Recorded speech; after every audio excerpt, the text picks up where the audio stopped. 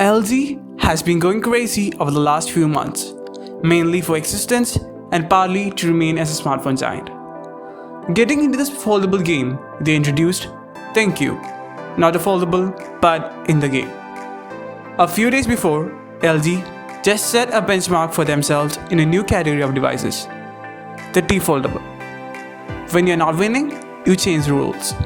I like that LG. The LG Wing is like any other smartphone until you start to swivel. It goes up to reveal a second screen, a perfect T. The LG Wing opens up millions of possibilities.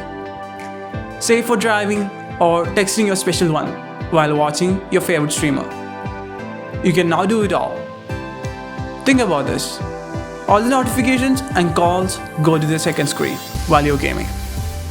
Well, let's look at the bigger picture.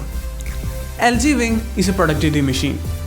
Just think about all that horsepower in that camera module paired up with a gimbal and editing the footage in your phone while watching the preview on the bigger screen. The hinge on this phone is an engineering marvel. As per LG, they have tested their device for more than 2,000 swivels. Well, they did it, but at what cost? Its specifications looks like that of a mid-ranger. But I'm not complaining. For the first generation of products, you usually don't buy for the specs. You buy for the experience. LG has managed to keep the phone at 260 grams, which with proper weight distribution won't make it feel heavy. But with 11mm thickness, it's a bit bulky, but hey, you signed up for a foldable.